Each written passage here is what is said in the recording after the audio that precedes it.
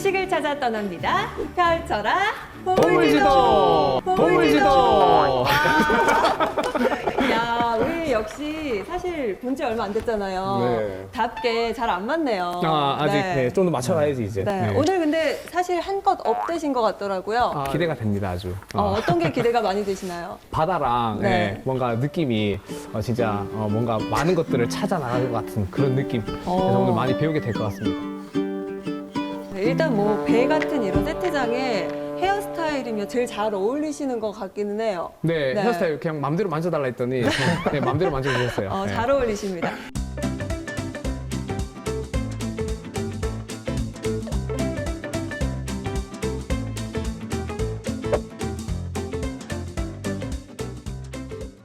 사실 또 제 옆에는 많이 긴장하신 듯한 표정이 안 좋으세요. 아까 전까지만 해도 좀 기분이 좋았는데 네. 카메라 딱 들어오니까 확 기분이 다운되는 그게 느껴져요. 눈이 지금 너무너무 슬퍼요. 근데 사실 뭐 수천 명 앞에서 공도 던지시는 분이시잖아요.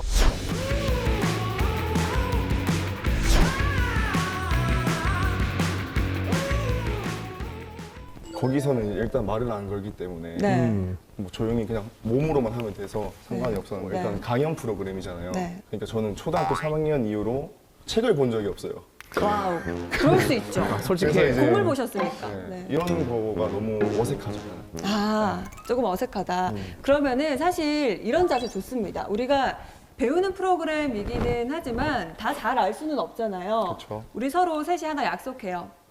이해 못했는데 이해한 척하지 않기. 그럼 솔직하게 당연하죠. 말해야지. 정말. 진짜 확날 거예요 아마. 네, 못 알아들었는데 고개 끄덕이지 않기. 그렇지. 절레절레하고 한껏 나는 이게 모르겠다라는 눈빛을 쏴주는 걸로 우리 약속합시다. 네, 오케이. 알겠습니다. 모르면 모른다 하기. 네. 오케이. 좋습니다. 어떤 분께서 어떤 강의를 해주실지 너무나도 궁금한데 오늘의 주인공 선장님 한번 모셔보도록 하겠습니다. 선장님 나와주세요. 선장님. 네, 안녕하세요. 박재식입니다. 반갑습니다.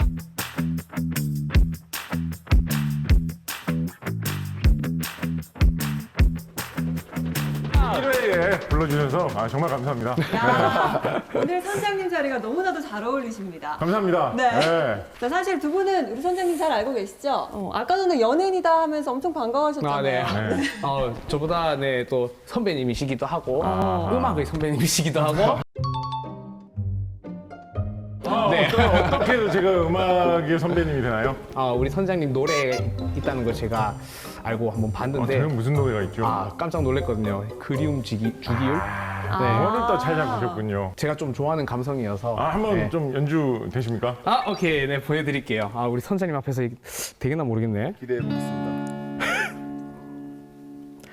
맛은 소금처럼 짜기만 하니 마그네슘 불꽃 같은 내 사랑은 알미늄 비행기처럼 떠나르네 모래가루 규소처럼 흩어졌네 불붙은 인과 같던 내 마음 황산의 유황 같던 그 사랑 염속의 표백제로 지어진 것처럼 내 맘은 아르곤 같은 비활성.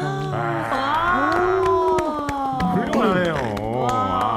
혹시 이제 음원 낼 일 있으시면 연락을 주시면 제가 요 작사 작곡 직접 한 노래거든요. 제가 작사 네. 작곡자로서 콜라보를 좀 해가지고 너무 좋습니다. 음원 네. 수익이 발생을 하면 네. 이렇게 좀 나눌 수 있도록. 네. 보통 한 곡 듣는데 6원 들어오는데 그래도 비싸니까 3대 3으로 좋습니다. 네. 근데 사실 우리 선장님이 직접 작사 작곡하신 곡이잖아요. 실례가 안 된다면 짧게 한 소절 직접 불러주시면 안 돼요? 저도 불러야 됩니까? 짧게 한 소절. 조금만 네. 보여주세요. 네.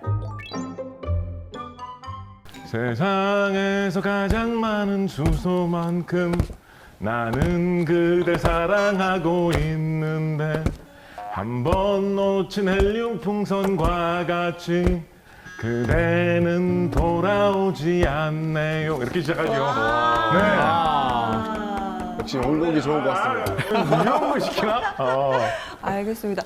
오늘 선장님께서는 어떤 강의로 이야기를 펼쳐주실 건가요? 아, 오늘 주제. 네. 아마 우리가 보물을 찾아서 떠날 수 있는 가장 먼 곳이지 않겠느냐. 우주 개발.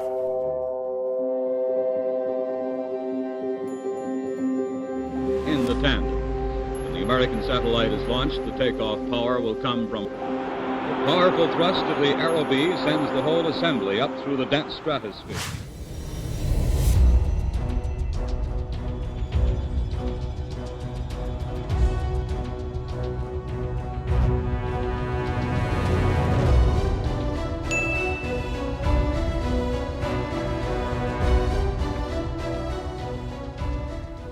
우주를 네. 우리 과학기술의 힘으로 뒤져보자.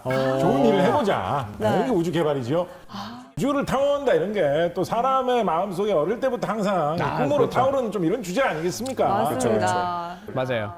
예, 또 저희는 이제 우주하면 사실 영화 에이리언 뭐 이런 거밖에 생각을 잘 못하거든요. 나이가 몇이길래 이렇게 너무 옛날 영화인가요? 약간 뭐 가디언즈 오브 갤럭시 이런 거 얘기할 수도 있죠. 그러니까 가오갤 나와야지 가오갤. 가오게 나와야 된다. 그래 우리 중에서 그래 제일 좀 젊은 네. 피 중에서 그러니까. 팔시지 않나요? 맞아요. 아직 정정합니다. 아니, 네. 저는 고전 영화를 좋아합니다. 네. 그만큼 뭐 좀 세대를 넘나드는 모든 층이 볼 수 있는 그런 주제가 되지 않을까 싶은데요. 오늘 우주 개발이 요즘 어떤 식으로 이루어지고 있고 우리의 산업, 우리의 경제를 또 어떻게 바꿀 수 있을 것인가. 네. 또 우리나라에서 실제로 우주 개발을 위해서 하고 있는 이야기들 이런 것들을 좀 묶어가지고 설명을 드려보려고 합니다.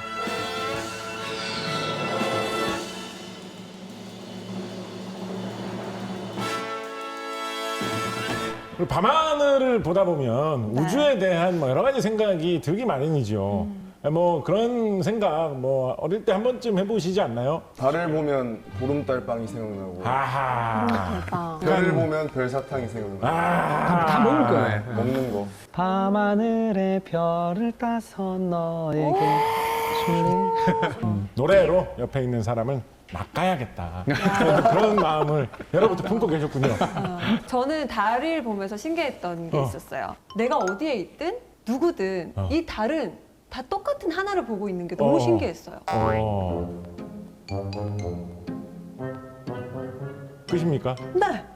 뭐 신기할 수 있죠. 비슷한 생각으로 저는 어릴 때 네. 달 보면서 무슨 생각을 한 적이 있었냐면 네. 달이 저렇게 딱 떠 있잖아요, 그죠? 근데 옆 동네로 가도 달이 딱 보이잖아. 네. 딱 달이 뭔가 따라오잖아요. 나를 따라왔다 이런 느낌 들지 따라와요. 않나요? 네. 따라와요, 실제로. 달리기도 해보고 막. 달리기 해보신 적 있어요? 해보신 적 있어요? 달리기요. 우리 정 선수 달과 내가 달리기 빠르고 해보신 적 제가 있었군요. 그런 거 있거든요. 그래서 저는 그거 되게 이상하다고 생각했는데 사실 같은 원리입니다. 달이 워낙에 멀리 떨어져 있다 보니까 지구에서 한 38만 킬로미터 정도 달이 떨어져 있습니다. 아주 멀리 떨어져 있기 때문에 세상 모든 사람들이 같은 달을 같이 밤에 볼 수 있는 것이고 달이 계속 따라다니는 느낌 그런 게 드는 것이죠. 어떻게 뭔가 딱 하나만 그렇게 큼직한 게 훅 떠가지고 지 혼자 그렇게 자리 잡고 크게 빛날 수가 있는 걸까요? 생각해 볼수록 되게 이상한 것입니다. 왜 그럴까요? 이런 거 궁금하지 않습니까? 궁금해요. 왜 저럴까? 이게 사실은 별거 아닌 문제지만 생각해 보면 생각해 볼수록 굉장히 답을 찾기가 어려운 문제였습니다.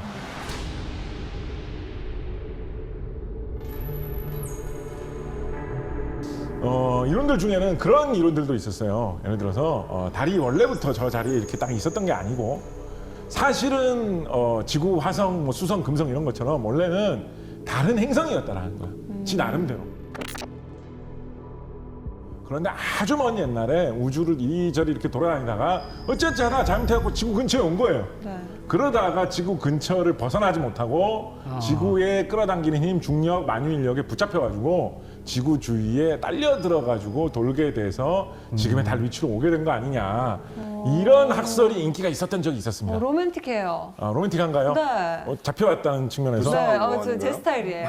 네. 약간 좀 시집을 좀 멀리 가고 싶어하는 그런 스타일. 저 구속해주는 거 좋아해가지고. 그렇군요. 제 스타일입니다. 네. 그렇습니다. 예. 그런데 로맨틱한 그 꿈이 네. 1960년대에 들어와가지고 산산이 깨지고야 말았습니다.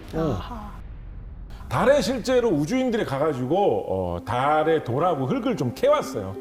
그래가지고 성분을 분석을 해보니까 어떤 희한한 일이 발생했겠습니까?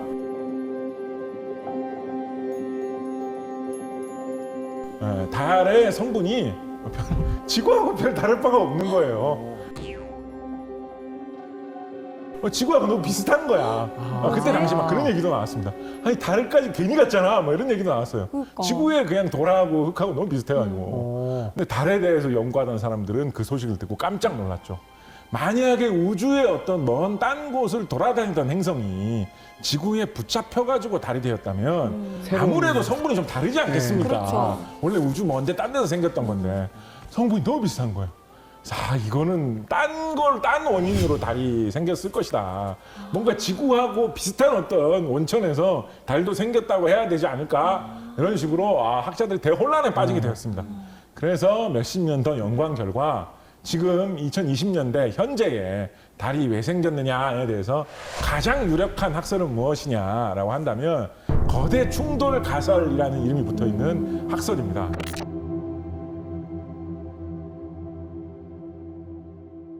뭐냐? 지구의 쪼가리? 비슷해요. 오, 감 좋으신데요. 이게 사실 딴 데서 들어보신 거 아니에요? 이거? 네, 지금 상상했어요. 네. 맞아요. 비슷해요. 근데 이제 막 예를 들어서 지구가 배 아파 이러면서 웅 토했는데 그게 달이 돼요. 그런 거 아니고요. 그런 거 아니고요. 귀엽다. 네. 지금으로부터 한 40억 년에서 50억 년 전쯤에 어떤 커다란 딴 행성이 지구를 한번 들이받았다는 거예요. 세게. 그래서 그 들이받는 행성의 과학자들이 이름도 붙여놨습니다. 그리스 로마 신화의 신 이름을 따가지고 테이아라는 이름을 붙여놨는데 이 테이아라는 행성이 지구를 들이받았다는 거예요. 그래서 지구하고 이 테이아가 둘이 부딪히는 바람에 산산조각이 납니다.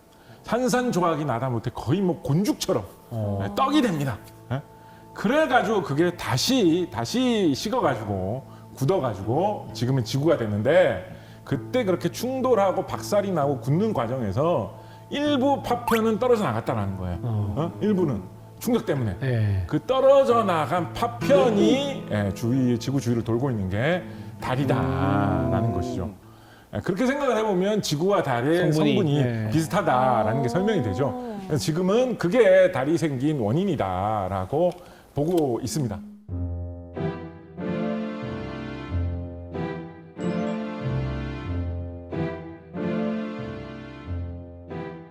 달에서 연구해볼 만한 종목 중에 상당히 잘 알려져 있고 신기한 것 중에 달의 자기장에 대해서 연구를 해본다라는 그런 것이 있습니다. 지구는 자력을 갖고 있어요. 네. 상당히 강한 자력을 갖고 있습니다. 지구는. 다른 자력이 있을까요? 없을까요? 있을 것 같아요. 달은 기본적으로 자력이 거의 없어요. 그것도 사실 이상한 거예요. 이거 잘 생각하신 아주 거예요. 미세하게 있을 것 같아요. 그러니까. 왜냐하면 우리는 쌍둥이니까. 맞아. 그렇죠. 그래서 사람들 그걸 고민 많이 해요. 아니, 아까 뭐 달이 뭐 어떻게 뭐 테이아가 들이받아서 같이 어쩌고 했는데 지구는 자력이 이렇게 센데 달은 왜 자력이 없을까? 달이 자력이 아주 조그맣게 있거든요. 특히나 신기한 게 뭐가 있냐면, 이거 진짜 이상한 이야기인데, 달에 아까 자기장이 자력이 거의 없다라고 말씀드렸잖아요. 어떤 지역에 일부 약간 강한 지역이 있어요. 희한하게. 없으면 다 없든지.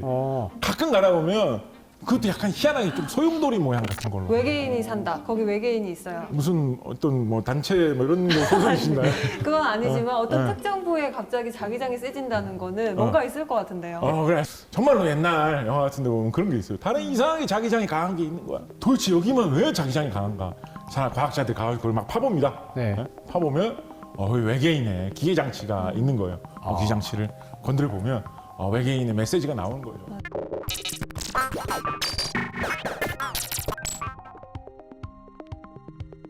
언젠가 지구인들이 기술이 많이 발전을 하면 여기에 오면 분명히 이거 신기해가지고 한번 파볼 텐데 그때 파보면서 이 버튼을 누르면 우리한테 이게 통신이 전달돼가지고 외계인들이 찾아와서 와. 이제 이 지구의 인류의 수준이 이 정도까지 되었구나.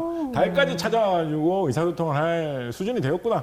예, 그렇게 감탄을 많이 하시는데 그런 아주 이상한 타임캡슐 같은 전혀 뭐 제가 거의 원하는 과학적이지 않은 스토리입니다. 네. 그런 이상한 이야기도 만들고 했었는데 네. 그 달에 자기장이 이상한 지대들이 있어요. 왜 그런지 몰라요. 수수께끼예요. 뭐 대충 짐작은 하고 있죠. 거기에 약간 자석 성분을 가진 게 뭔가 많이 묻혀 있어서 그런 거 아닐까? 그럼 생각할 수 있죠. 왜 거기만 많이 묻혀 있는데? 뭐 때문에? 맞아. 이게 고민스럽단 말이에요. 그래서 과학자들 그거를 알아내려고 노력을 많이 하고 있습니다.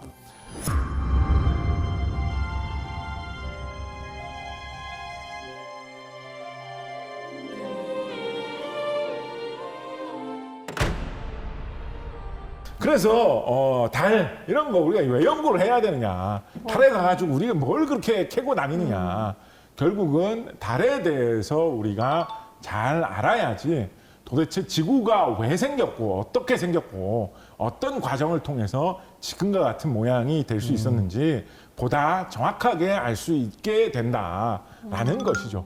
조선시대 뭐 이럴 때는 고려시대 이럴 때 화산이 폭발한다, 지진이 일어났다 뭐 이렇게 하면 뭐 그러려니 하고 그냥 넘어갔죠. 운명이죠. 신이 노하셨다. 하늘의 뜻이죠. 그거 어떻게 합니까? 맞아. 근데 현대의 과학이 발달한 시대는 그런 시대가 아니죠. 지진이 일어나면 지진이 왜 일어나는지, 얼마나 일어날 수 있는지, 어떻게 일어날 수 있는지, 언제 일어날지, 화산이 폭발하면 그 피해가 어느 정도는 되고 얼마나 자주 그런 피해가 있을지 최대한 과학적으로 연구를 해가지고 알아내고 뭐 어떻게 하라, 이렇게 해야지 안전하다, 이런 거를 얘기해 주기를 기대하는 시대입니다. 현재는 정확하게 깊이 있게 이해를 하려면 도대체 지구가 어떻게 해서 생겨났고 내부는 어떤 구조로 되어 있는지 잘 알아야 되는데, 그것을 이해하려면 근본적으로는 달까지 같이 생각을 하면서 이해를 해야 한다라는 것입니다.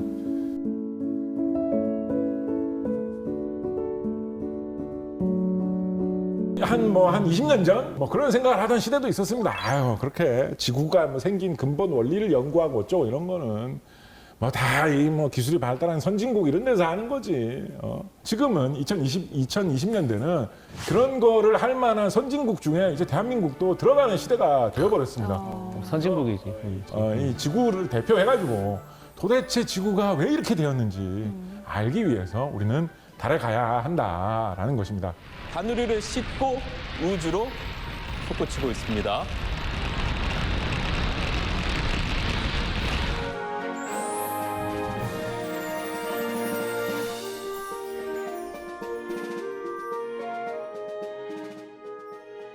우리나라에 대한민국 최초로 보낸 달 탐사선 다누리호라는 달 탐사선이 지금 달에 도착해 있죠. 네. 달 상공 100km 정도 되는 위치에서 달을 돌아다니면서 달을 열심히 관찰하고 있습니다. 보통 우리 내비게이션이나 아니면 지도 앱 같은 거 보면 위성 사진 이런 거 찍으면 이렇게 나오고 하지 않습니까? 그런 거 찍는 위성들이 대부분 100km보다 더 멀리 떨어져 있습니다. 그런데 그거보다 더 가까이게 다가간 위치에서 달에 바싹 붙어가지고 지금 다누리가 달을 돌아다니면서 열심히 관찰을 하고 있는 것입니다. 그래서 제가 금년에 가능하면 여러분 좀 달을 많이 보시라라는 이런 얘기를 기회 있을 때마다 많이 드리는데, 지금 달을 보면 거기에 대한민국이 올려보낸 달 탐사선이 지금 있는 거예요. 이게 2시간에 한 바퀴씩 달을 돈다고 하거든요. 네. 그러니까 지금 봤을 때 재수없어서 없어도 2시간 있다가 다시 보면 2번 중에 한 번은 분명히 본 거예요. 근데 이런 기회가 우리나라 역사에 과연 얼마나 많이 있을까. 이 처음으로 올라간 거거든요. 그렇죠. 이런 기회가 잘 없습니다. 이 다누리 탐사선이 금년까지 활동을 하기로 계획이 돼 있거든요. 올해는 하늘을 많이 올려다 봐야겠네요. 달을 많이 보시라. 달을 보면 대한민국이 올려보낸 달 탐사선을 볼 수 있다. 진짜로 보이는 건 아니에요. 그런 이야기를 합니다.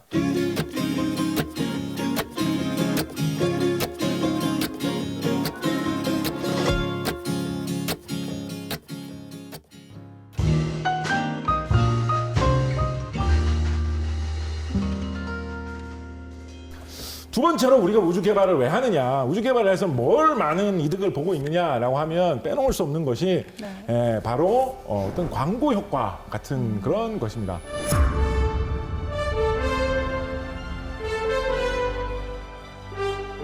처음으로 달에 사람이 착륙했던 네. 그 일을 성공시킨 우주선 이름 혹시 무엇인지 아시나요? 아폴로 11호. 어폴로 11호. 네.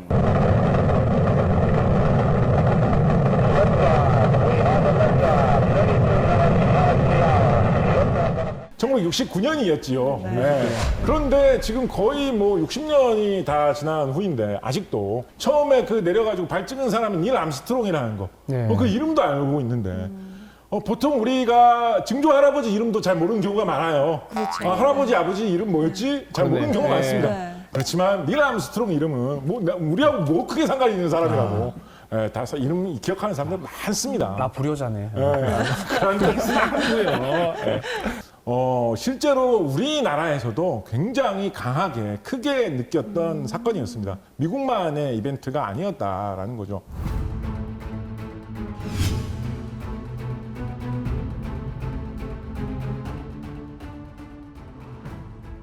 그때 당시에 이거 인류가 이룬 최대의 어마어마한 성과다라고 해서 우리나라에도 그때 당시 임시 공휴일을 선포를 했었죠. 이거를 기회를 놓치지 않으려고 미국 대사관에서 나서가지고 이거 스크린 같은 거를 미국 돈으로 다 막 설치를 해주고 이랬어요. 그때는 위성 중계 이런 것도 잘 없었던 시기였기 그렇지. 때문에 그 영상을 한국에서 보여줄 수 있는 방법도 잘 없었단 말이에요. 생중계로 보여줘야지 의미가 있잖아요. 그러니까. 그런 게 없어가지고 그때 당시에 기술진들이 고생하다가 그때 당시에 미국하고 일본 사이에는 실시간 생중계를 해줄 수 있는 그 망이 만들어져 있었거든요. 그래서 일단 일본에 생중계를 해주고 네. 여러분 부산에 가가지고 네. 이렇게 라디오 같은 거 잘 잡아서 보시면 일본 방송이 잡힐 때가 있습니다. 네. 그걸 이용해서 부산에서 일본 방송을 잡는 거예요. 네. 그런 다음에 그 부산에 나온 방송을 서울로 보내주면 서울에서 전국으로 보내준다라고 해가지고 그때 당시에 전국에 아폴로 11호 달 착륙을 그런 식으로라도 생중계를 해줬었습니다.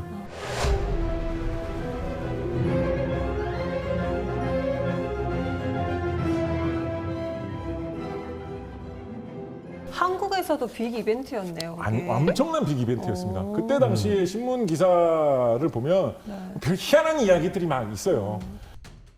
교도소에서 추록한 사람이 감옥에서 나오자마자 텔레비전 파는 곳으로 제일 먼저 뛰어갔다.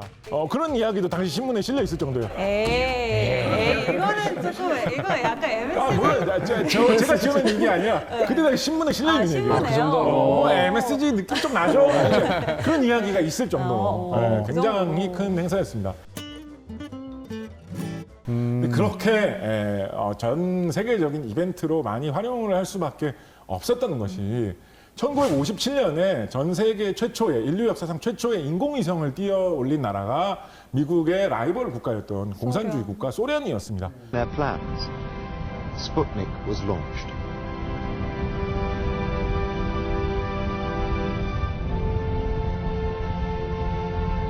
스푸트니크 1호가 세계에서 처음으로 올라간 인공위성이었거든요. 그래서 흔히 스푸트니크 쇼크라고 하죠. 전 세계 사람들이 굉장히 많이 충격을 받았어요.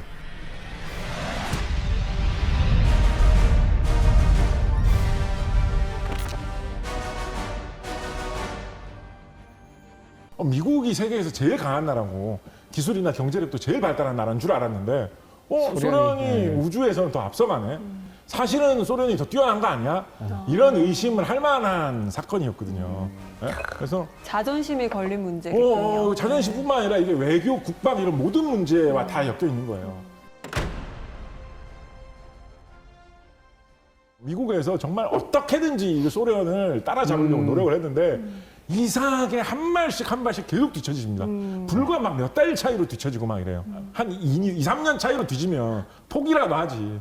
석 달, 몇 달 차이로 미국이 계속 뒤지는 거예요. 그래가지고 막 사람들이 엄청 속 터질 상황이었거든요. 약이 바짝 올랐겠어요, 미국 입장에서는. 그래서 존 F 케네디 네. 대통령이 뭐 명언처럼 한 이야기가 있죠.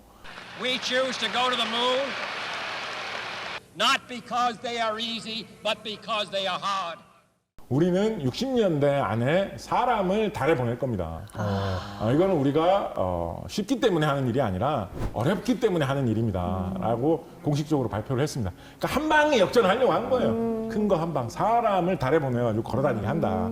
이거면 끝낼 수 있지 않겠느냐라고 해가지고 어마어마한 돈을 투입을 해가지고 말도 안 되는 돈을 투입해서 달 착륙했을 때 그때 우리나라의 일간지에 났던 신문 기사 중에 어떤 내용이 있었냐면 미국이 이 아폴로 계획을 달 착륙을 위해서 사용했던 예산을 당시에 우리나라에서 많이 사용하던 500원짜리 지폐로 바꿔가지고 한번 뿌린다고 상상을 해보자. 그 지폐를 뿌린 거를 쭉 따라가지고 달까지 갈 수 있다는 거야. 지상에서. 갔다가 돌아올 수 있다는 거야, 심지어.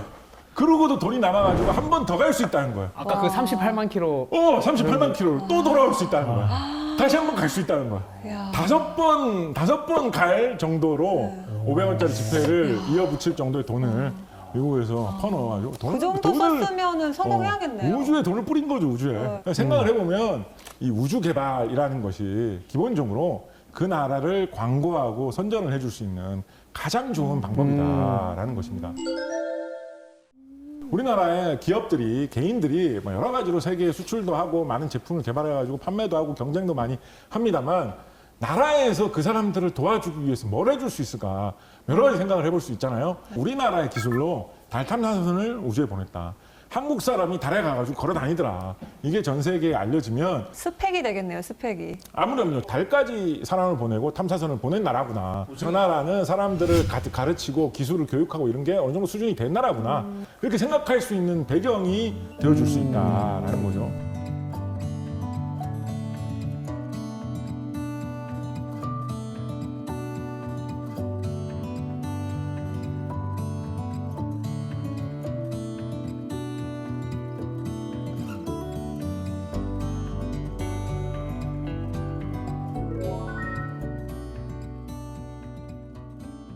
또 한 가지 우주 개발에 어떤 의미가 있느냐를 살펴보면 우주 개발이라는 게 굉장히 고도의 기술력을 요구하는 그런 분야다라는 것이 그 자체가 목적이 되는 측면이 있습니다.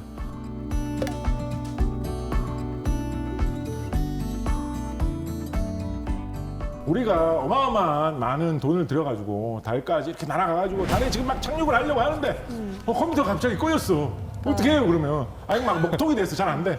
그거 딱 해야 되나? 어떻게 해야 되나? 생각할 거 아니에요, 그죠? 근데 그런 상황에서 뭐 돌아가가지고 뭐 사람 부를 수도 없고 달까지. 굉장히 골치 아픈 상황인데 그 문제를 해결하기 위해서 그때 당시에 수학을 전공하던 마가렛 해밀턴이라는 사람, 이 분이 아폴로 11호에 들어가는 프로그램을 만들면서 그런 생각을 한 거예요.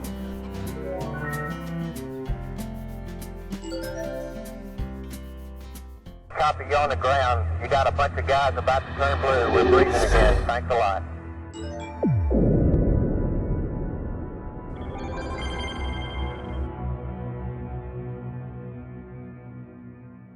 그래서 요즘에는 이 마가렛 해밀턴이라는 이 분을 어떤 컴퓨터 공학의 창시자, 컴퓨터 공학의 어머니 중에 한 명이다라는 식으로 이야기를 한다. 여자예요, 남자예요?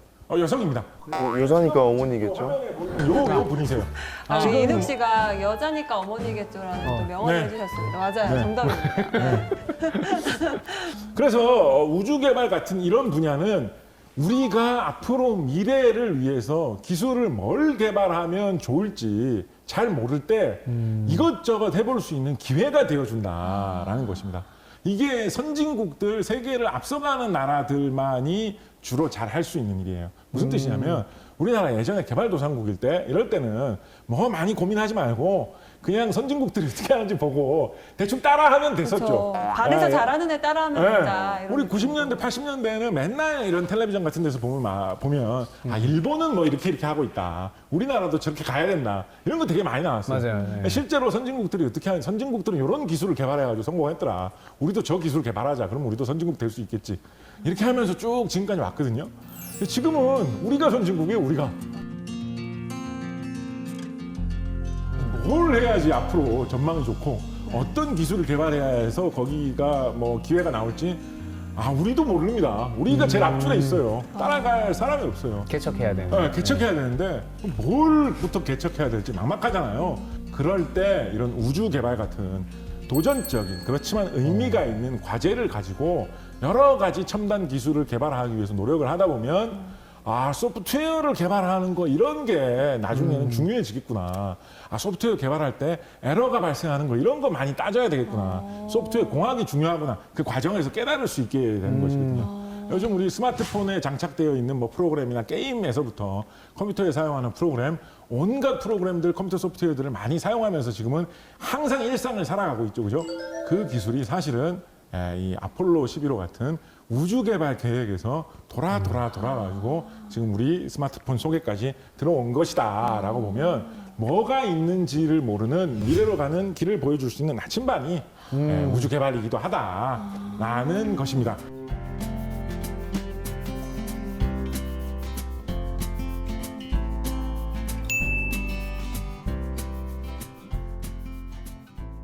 로켓 하나 쏘아 올려야겠다라고 결심을 하잖아요. 그러면 열에 진짜 잘 견디는 소재 개발해야 되고, 안에서 말씀하신 것처럼 컴퓨터 같은 것도 꺼지면 다시 재부팅이 돼서 또 할 수 있는 어떤 기술도 개발이 돼야 되고, 이런 것들 기술의 집합체다 보니까 우주를 위한 것들을 계속 향해 나아가다 보면 약간 기술의 낙수 효과 같이 생길 것 같아요. 그런 게. 그래서 여러 갈래로 막 발전이 많이 될 것 같다는 생각이 막 듭니다. 네. 성장을 하셔도 되지 않을까요, 이 정도면? 그래야 기술의 되나요? 낙수 효과 말도 멋진데? 네, 정말요. 그런 생각이 들면서 네. 우주에 대한 관심이 확 생기네요. 아, 빙고. 네. 그렇습니다. 전곡을 찔러서 잘 말씀을 해주셨습니다. 요즘 들어서 유행하는 말로 뉴 스페이스라는 말이 있습니다.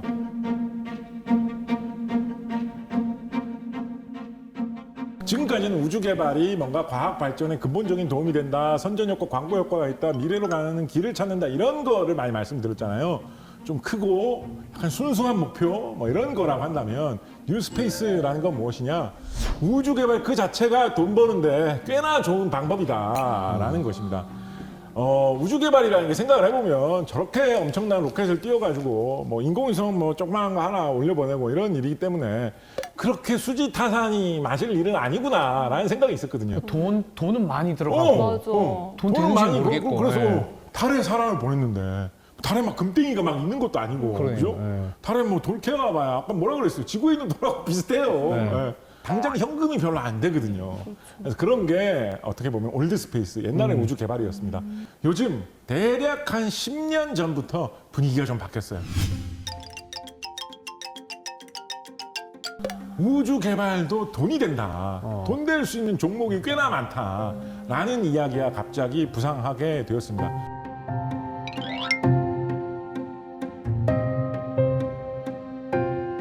재밌는 우주의 활용 방식으로 어떤 게 있냐면 우주에 있는 카메라 중에 이 우리 저기 열화상 카메라 있죠? 우리 코로나19 때문에 많이 하던 거. 열화상 카메라. 그 열 있는 거 보는 거. 그걸로 우주에서 지구를 인공위성을 하나 빌려가지고 우주에서 지구를 이렇게 보는 거예요. 근데 그걸 보면서 세계 각지에 기름 탱크들을 봅니다. 기름 탱크들. 그래서 기름이 가득 차 있으면 아무래도 기름이 온도가 바깥보다 조금 따끈하니까 뭔가 뜨끈한 게 있는 게 보이는 거예요. 그걸로 지구 전체를 보면서 세계 각지의 기름 탱크가 얼마나 차 있는지 아닌지를 우주에서 다 감시를 하는 거예요. 그래서 이 사람이 뭘 하겠어요? 아, 기름이 좀 탱크에서 바닥 나는 것 같은데 석유에 투자를 하는 거예요. 석유 가격이 오르면 팔고. 그런 데서 돈 벌 생각을 네, 하는 그리고 석유를 내가 많이 투자를 해서 많이 갖고 있어. 근데 우주에서 이렇게 쭉 내려다 보니까 세계의 모든 곳에 기름 탱크가 지금 거의 다 차 있어요. 사람들은 기름 넉넉하네. 아, 빨리 팔자. 값 내리겠다. 팔고. 원래 한몫 잡은 사람, 이런 사람 자주 인용이 되거든요. 근데 요즘은 우주에서 그런 식으로 돈 벌 수 있는 기회가 굉장히 많아진 시대입니다. 왜 그렇게 됐느냐? 일단 첫 번째, 우주 개발을 하려는 나라들 자체가 좀 많아졌어요. 아, 우리 회사가 로켓을 쏘아줄 수 있는 기술을 갖고 있습니다. 돈 좀 주시면 인공위성 하나 올려 보내드리겠습니다. 이런 거를 할 수 있는 수요가 많아졌다. 또 한 가지, 우주에 인공위성을 보내가지고 할 수 있는 일들이 많아졌어요. 요즘은 당장 우리 내비게이션이나 이런 거 사용하면 항상 GPS하고 연결이 돼 있어가지고 지금 내가 있는 위치가 어딘지가 찍혀서 나오죠. 네. 차 운전하고 있으면 가다 보면 뭐 5m 앞에서 뭐 우회전을 하라든지 뭐 이거 알려주잖아요, 그죠? 어떻게 내가 있는 위치를 기계가 이렇게 잘 알까요? 너무 신기해요. 그 사실. 인공위성이 계속 이게 알려주는 거 아니에요? 오, 그 빙고. 근데 그거예요. 그게 너무 신기해. 어떻게 이렇게 오차 없이 정확하게 잘 알려줄 수 있을까? 그러니까 네. 아, 인공위성으로 하는 거거든요. 그래서 GPS를 이용하기 위해서는 우주에 인공위성을 계속 띄워야 됩니다. 네? 우리나라는 미국이 띄워놓은 인공위성을 빌려서 사용하고 있어요. 우리나라는. 빌려 쓰고 있어요. 아. 근데 이제 기술이 발달한 나라일수록 자기 나라만의 자체적인 걸 갖추려고 하죠. 우리가 우주에서 조금이라도 자리를 먼저 차지하려면 좀 빨리 보내야 된다. 그렇네. 뭐라도 빨리 보내야 된다. 그런 얘기를 많이 하고 있어요. 일론 머스크가 그래서 열심히 우주 탐사를 하려고 하는 거군요. 실제로 돈을 엄청 벌고 있습니다. 예, 우주 사업이. 일론 머스크 이 사람 회사가 지금 세계에서 가장 성공한 우주 로켓 기업이거든요. 이 회사에서 로켓을 띄우면 이 로켓으로 우주에 인공위성을 보내는 비용이 전 세계 어느 나라의 공기업보다 더 저렴합니다. 아니 그래서 실제로 나사가 일론 머스크 회사 거를 빌려서 쓰기도 했다고 하더라고요. 빌려서 계속 쓰고 있고 지금도 쓰고 있고요. 심지어 미국의 나사에서는 우주 비행사를 우주 정거장에 보낼 때도 이 일론 머스크 회사에 부탁을 해가지고 그럼 렌트 사업하는 거네요. 렌트 사업하는 거예요. 렌트카 사업하는 거예요. 그 회사가 갖고 있는 기술이 제일 지금 앞서 있고 제일 저렴한 시대가 되었습니다. 그러니까 이것도 참 놀라운 변화죠. 우주는 이렇게 앞으로 미래에 무엇을 할지 배울 수 있는 기회이자 돈을 벌 수 있는 기회로서 많은 투자가 일어나는 곳이기도 하다라는 것입니다.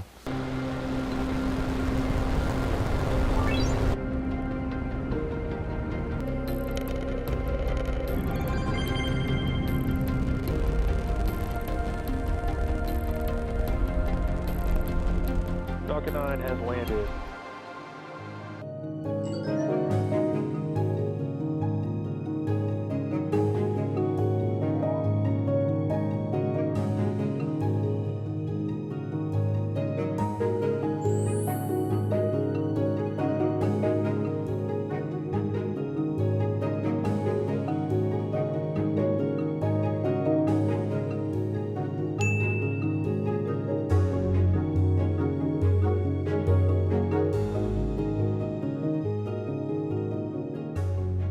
선장님 궁금한 게 있습니다. 사실 이제 우주로 다 막 나가고 있잖아요. 선진국들도 개발을 하고 있고 우주로 막 나가서 막 보고 있고 그러면 만약에 화성이든지 어떤 행성이든지 달이든지 가서 우리가 살 수 있는 환경이 된다 친다면 영토 있지 않습니까? 만약에 먼저 밟았어요. 그럼 그게 내 땅인가? 저는 그럼 빨리 우리가 가야 되지 않나? 우리가 이러고 있을 때가 아니다. 약간 이런 생각이 들더라고요. 부동산에 관심이 많네. 예. 지구에 있는 땅이 없어가지고 우리가. 우리 향원 선생님 어디에 부동산 투자하시는지 여러분 유심히 보시기 바랍니다. 따라하면 깨이신 분이에요. 미래를 보시는 분입니다. 부동산에 정말 밝으신 분이다. 지금 이거 한 푼 없습니다. 좀 차차 생기지 않겠습니까? 이렇게 예. 밝으신데. 예. 고민스러운 문제예요. 아직까지 규칙도 없거든요, 실제로. 예를 들어서 달에 가가지고 사람이 살 수 있는 곳을 막 이렇게 지으려고 한다. 근데 옆에 보니까 1960년대 러시아가 소련이 미국이 꽂아놓은 깃발이 있다. 찜. 그거 그냥 이렇게 던지고 뽑아 던지고 우리가 여기서 사람이 살려고 하는데 뭐 깃발이 중요해? 이렇게 뽑아가지고 던지면 될까? 골치 아픈 문제지 않습니까? 반대로 생각을 해보면 그 우리가 심어놓은 그 역사적인 깃발인데 그걸 함부로 뽑냐 아니지. 그러면 이제 이 사람 입장에서 또 할 말이 있죠. 아니 60년 전에 와가지고 깃발만 꽂아놓으면 영원히 네 거냐고. 맞아. 나는 지금 여기서 지금 살려고 지금 뭐 땅도 파고 뭐 집도 짓고 하려고 하고 있는데 그거 좀 양보해줘야 되는 거 아니냐고. 그 말도 뭐 틀린 말 아니잖아요. 네. 사실은 지금까지도 이거에 대해서 정해진 답이 없어요. 제가 들은 이야기로는 이거 조금 약간 해외 토픽성 이야기이기 때문에 그냥 뭐 이야기려니라고 생각하고 넘기셔야 되는데요. 러시아에서 달에 보내놓은 그런 무인 탐사선의 잔해, 흔적 이런 것들이 지금 달에 널려 있는 것들이 꽤나 있습니다. 근데 소련이라는 나라가 붕괴하면서 없어졌잖아요. 그래서 그 중에 관리가 안 되고 있는 것들이 있어요. 네? 그 중에 좀 처분이 애매해진 게 생긴 거예요. 그거를 팔아치우자라는 생각을 한 거예요. 소련 시기에 달에 보냈던 탐사선인데 지금 어디 부서져가지고 버려져 있다. 혹시 그거 살 사람 있으면 사가라. 경매에 붙인 거예요. 물론 막 그런 얘기도 한 거예요. 물론 뭐 산다고 해가지고 우리가 배송을 해준다거나 이런 건 아니고 그냥 그 달에 있는 그게 니께 되는 거다. 하면서 그 경매를 소유권을 했거든요. 파는. 예. 네.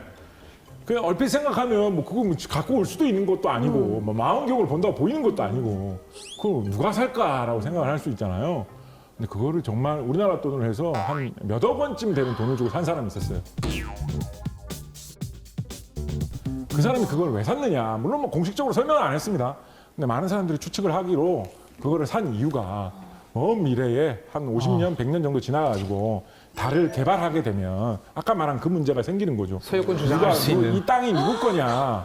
그런 거 얘기를 할 때 잠깐만 거기에 굴러다니고 있는 그 탐사선 그게 내 거라고. 어느 정도는 나한테도 보상을 해줘야 되는 거 아니냐고. 그렇네. 하면서 주장을 하겠죠. 근데 달에 사람을 하나 보내고 우주선을 하나 보내고 하는 거는 몇 천억, 몇 조가 들어가는 사업이잖아요. 그죠? 그런 상황에서 그 사람한테 그 사람이 돈 얼마 보상해 주십시오 하면 보상해 줄 수 있잖아요. 좋게 좋게 넘어가려고. 노릴만 한 사업이라고 이 사람은 생각하고 투자를 하는 거예요. 이게 뭐 그런 걸 가지고 뭐 누가 부동산세를 내라고 할 리도 없고 하니까 투자하는 그런 일이 있을 정도인데 조금 더 현실적인 이야기를 하면 미국은 이번에서 아르테미스 계획이라고 해가지고 미국에서 새로 사람을 달에 보내고 달을 개발하는 그런 계획을 추진하고 있습니다. 근데 이 아르테미스 계획의 특징 중에 하나는 뭐냐면 아르테미스 협정이라는 국제 협정을 맺은 다음에 그거의 틀 안에서 우주 개발을 진행해 나간다라는 것입니다. 예전에 아폴로 11호는 그냥 미국에 혼자서 하는 거였죠. 뭐 딴 나라가 뭐한테 뭐 응원해줘 뭐 이 정도 하고 그냥 말았는데 지금은 아르테미스 협정이라는 국제 협정을 맺어가지고 어떤 그런 세계 여러 나라의 합의 속에서 달을 개발한다라는 모양을 갖추기 위해서 노력을 하고 있어요. 우리나라도 아르테미스 협정에 사인한 나라입니다. 왜 이런 걸 할까? 뭐 미국이 이 나라들한테 공짜로 뭐 여러 가지 나눠주려고 그렇게 하나? 멀리 보면 사실은 우주를 개발한다라고 했을 때 그 미국 주도의 질서 속에서 이거 봐라 여기까지는 우리 땅 저기까지는 누구 땅 어떻게 하면 거기는 땅으로 인정해준다 이런 거 미국 혼자서 주장하는 게 아니라 아르테미스 협정에 사인한 여러 나라들이 같이 합의한 거다 이런 주장을 하면서 먼 미래 큰 그림을 보면서 달을 개발하기 위해서 아르테미스 협정을 맺은 건 아니냐 뭐 이런 생각 해볼 수 있겠죠. 그렇습니다. 그렇군요. 근데 저는 사실 오늘 수업을 들으면서 개인적으로 또 궁금한 게 있었는데요. 사실 지금 이제 막 지구가 멸망할 수도 있고 언제까지 지구에 살 수 있을지 모른다 이런 얘기들도 하잖아요. 그렇다면 우주에 우리가 나가서 살아야 된다. 그래서 뭐 화성에 2029년까지 뭐 인류를 정착시키겠다 이런 계획들이 그 선장님이 보시기에는 저희가 살아있는 동안 과연 화성 이주가 가능할 거라고 보세요? 저는 우리가 살아있는 동안은 화성 이주가 가능할 수는 있다라고 생각을 합니다. 왜냐하면 저는 되게 장수하고 싶거든요. 생명이 더 길어질 수 있으니까. 저는 하여튼 가능할 거라고 생각을 하는데 그런데 그 앞부분에 대해서는 저는 완전히 반대하는 입장이에요. 지구가 너무 살기 어려워져서 우리가 우주에서 살 곳을 찾아야 된다라는 것에 대해서는 저는 그거는 좀 납득할 수 없는 이야기로 생각합니다. 지구가 아무리 오염되고 지구가 아무리 살기 어려워져도 우주보다는 훨씬 살기가 낫습니다. 우주에 나가면 오염된 물, 오염된 공기도 없어요. 달에 간 우주 비행사들 물, 공기 어떻게 갖고 갔겠어요? 지구에서 씹어갖고 갔어요. 지구에서 그 멀리까지 없단 말이에요. 그래서 지구가 아무리 망가져도 사람이 살기에 제일 좋은 곳은 지구입니다. 지구. 우리가 지구를 계속 아껴야 되는 것이고요. 그런 바탕 속에서 조금 더 탐사를 해보자, 더 멀리 나가보자라는 그런 의미로 달도 화성도 갈 필요가 있는 것이고, 그렇게 생각을 한다면 뭐 한두 사람, 몇 사람 정도가 사는 곳을 건설한다라는 것은 평생 중에 다들 장수하실 거니까요. 이루어지지 않을까.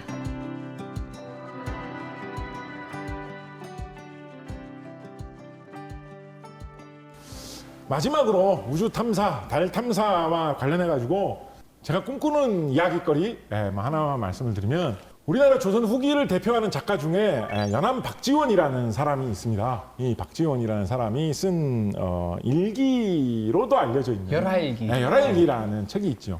이게 이제 말이 열하일기지 사실 내용을 보시면 우리나라의 사신단을 따라가지고 한국에서 조선에서 중국에 갔다가 돌아올 때까지 있었던 온갖 이상한 일들을 다 써놓은 그런 책입니다.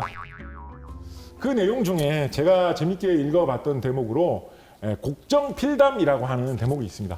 뭐냐면 곡정이라는 호를 쓰는 중국의 선비였던 왕민호라는 사람하고 대화를 한 내용을 이렇게 기록을 해놓은 거예요.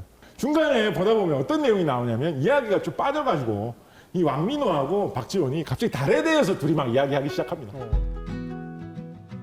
아, 우리 달을 보면서 시한수 지어볼까요? 뭐 이런 얘기 하다가 왕민호가 박지원한테 한번 이렇게 물어봅니다. 아, 우리가 이렇게 달을 쳐다보면 저렇게 동그랗게 예쁜 모양인데 만약에 우리가 하늘로 날아가가지고 달을 가까이서 본다면 어떤 느낌일까? 박지원한테 물어봐요. 박지원이 굉장히 열심히 고민을 해가지고 유럽에서 전해진 최신 과학 기술에 대한 소식을 들어보니까 사실은 지구가 둥글다고 하더라. 지구가 둥근데 지구가 너무너무 크기 때문에 우리가 그냥 이렇게 있을 때는 지구가 평평하게 보이는 것 같이 느껴질 뿐이다. 이런 얘기를 사람들이 최신 과학 기술이라면서 이야기를 하더라. 라고 설명을 하면서 박지원이 뭐라고 이야기하냐면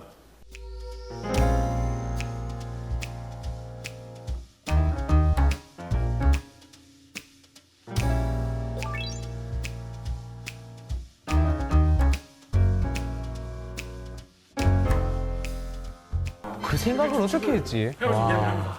굉장히 과학적으로 정확하게 들어맞는 이야기죠. 뭔가 실학자다워요. 기가 막혀요. 그러면서 왕민호가 그럴까요? 감탄을 한 다음에 박지원한테 추가 질문을 합니다.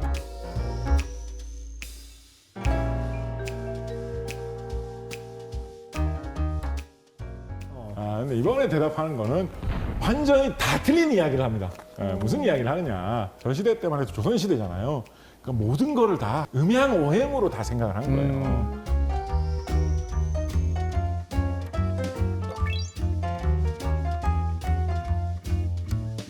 그러니까 말하자면 약간 조선시대 버전 외계 생명체 그런 거에 대한 상상이죠. 조선시대 SF라고 할 수도 있고 이 부분은 과학하고는 전혀 들어맞지 않는 좀 황당한 이야기입니다.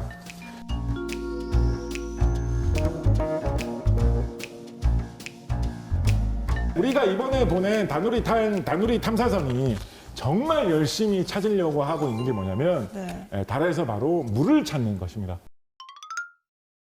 장치되어 있는 아주 중요한 탐사 기기가 뭐냐면 섀도우캠이라고 해가지고 그늘진 곳을 관찰하는 장치입니다. 그래서 그늘진 곳을 열심히 보면서 혹시 뭔가 얼음이 얼어붙어 있는 곳이 있지 않겠는가 세밀하게 보고 있어요. 아직까지 그렇게까지 멋진 게 나온 게 없지만 근데 만약에 정말로 그런 빙판이 쫙 펼쳐져 있는 그런 게 카메라에 딱 찍힌다라고 하면 대박이죠. 대박이죠. 살 수도 있을 것 같다는 생명체. 생각. 일단 뭐 쉽게 생각해도 사람 마실 수 있잖아요. 그죠? 그것만 해도 어디예요. 그죠? 더군다나 그 물을 전기로 지지면 전기 분해를 해가지고 물은 산소와 수소로 분해를 할 수가 있죠. 그러면 산소. 수소는 연료로 사용할 수 있고 우주선 날아가면 연료로 쓸 수 있는 거예요. 산소는 우리 숨 쉬는 데 쓸 수가 있잖아요. 그래서 달에서 만약에 물이 발견이 되면 사람이 달에 가서 살 수 있는 가장 핵심적인 그런 요소가 나타나게 되는 것입니다. 만약에 그런 게 발견되면 저는 18세기에 연암 박지원의 그 상상력을 좀 존중해주는 의미에서 그렇네요. 얼음. 그 빙판을 박지원의 얼음판, 연암의 빙판 이런 식으로 이름을 붙여보면 어떨까 하는 그런 상상을 마지막으로 말씀드리면서 마치도록 하겠습니다. 들어주셔서 감사합니다. 사실 지금 이 순간만큼은 왠지 우주선에서 강의를 들은 듯한 그런 기분이 드는데 그렇다면 우리 선장님이 오늘 멋지게 강의해 주셨으니까요. 한마디로 오늘 강의를 정의를 해주신다면 우주로 가는 길은 미래로 가는 길이다.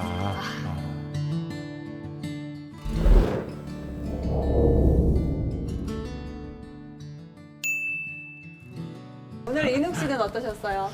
우주에 대해서 조금 궁금한 것도 많긴 많았는데 오늘 집에 가서 공부를 다시 해봐야 돼. 공부를 다시 해봐야겠다. 궁금했던 거를. 알겠습니다. 방송 나올 때 또 모니터링 삼아서 한번 보시면 되죠. 복습을 하는 걸로. 오늘 어떻게 들으셨어요? 저는 박지원 이야기에서 아직 밝혀지지 않은 것들에 대해서 우리가 가지고 있는 상식들, 과학지식들이 훗날에는 정말 비웃음 당할 수 있는 지식일 수도 있다. 그래서 이걸 조금이라도 하나라도 더 아는 게 엄청난 거구나. 저는 그런 생각을 했습니다. 다른 애에서 그리고 이제 곡을 쓰는 거지. 야. 오늘 네, 뭔가 감상이 막 나오네요. 네. 박지원이 이 글로 남겼다면 오늘 또 곡을 쓰는 거 아니겠습니까? 네. 그것입니다. 네, 기대해 보겠습니다. 네, 저는 열하 노래로 하나. 오늘도 이렇게 멋진 지식항에 떠나봤는데 다음 여행지는 또 어디가 될지 기대해 주시고요. 찾아라 보물이 되는 지식도감.